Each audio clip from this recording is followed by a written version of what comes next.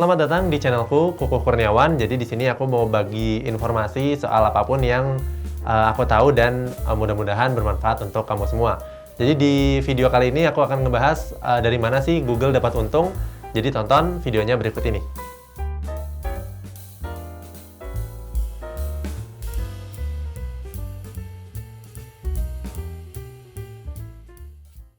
Google dikenal sebagai salah satu perusahaan digital sekaligus yang terkaya di dunia. Jadi itu membuat kita bertanya-tanya, dari mana sih Google bisa dapat uang dan bisa menjadi perusahaan sebesar kayak sekarang? Sini aku akan ceritain pendapatan Google yang terbesar dan mudah-mudahan bermanfaat untuk kamu. Yang pertama adalah dari iklan tepat sasaran. Jadi dari seluruh pengguna di internet, 94% memakai Google sebagai mesin pencarinya.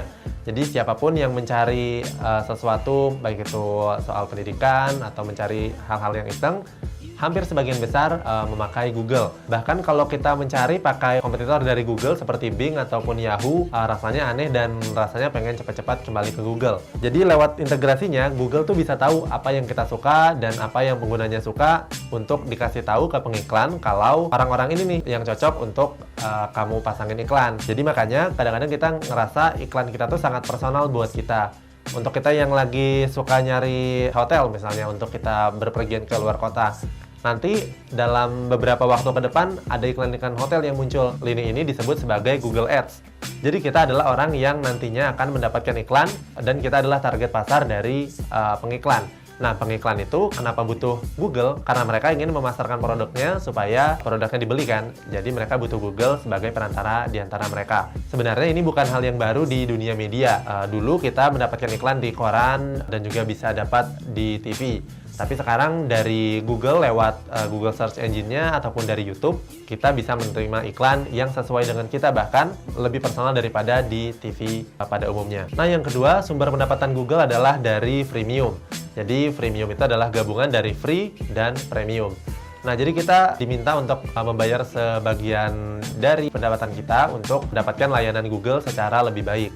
Misalnya, contohnya ada YouTube dengan YouTube Premium. Jadi kita diminta untuk berbayar untuk mendapatkan konten-konten eksklusif yang ada di YouTube Premium. Dan yang paling penting, nggak ada iklan lagi kalau kita lagi nonton YouTube selama kita membayar biaya per bulan.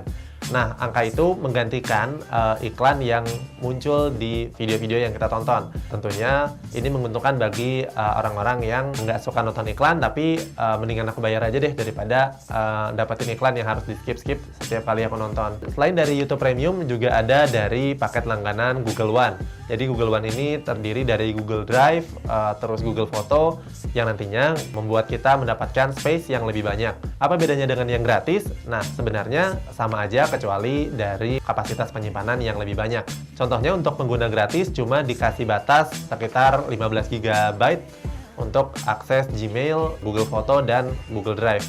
Tapi kalau berbayar, kita bisa memilih paket-paket seperti 100 GB, 200 GB, dan seterusnya. Tentunya dengan biaya yang berbeda-beda. Dari situ juga Google bisa mendapatkan keuntungan dari layanan-layanannya.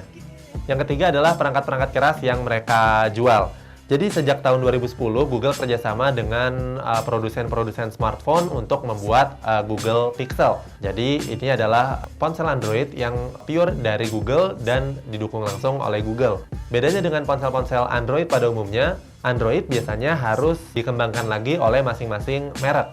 Misalnya dari Samsung memiliki One UI, Oppo memiliki UI-nya sendiri, dan seterusnya. Nah, sekarang Google memilih untuk membuat perangkat kerasnya sendiri lewat Google Pixel.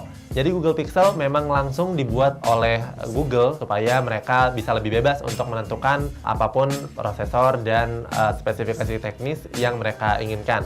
Selain itu juga masih banyak lagi perangkat keras yang dijual Google seperti Google Chromecast, terus ada Google Nest, dan seterusnya. Nah, dari situlah sumber pendapatan Google yang paling besar tentunya dari iklan, karena Google bekerja sama dengan jutaan pengiklan dan memiliki jutaan pengguna yang mungkin nggak mau bayar untuk produk-produk yang mereka nikmatin. Tapi Google juga bukan cuma perusahaan iklan aja nih, tapi mereka juga bisa menjual produk freemium dan juga bahkan perangkat kerasnya sendiri. Itu aja video kali ini, mudah-mudahan bisa menjawab dan bermanfaat. Sampai bertemu di video berikutnya.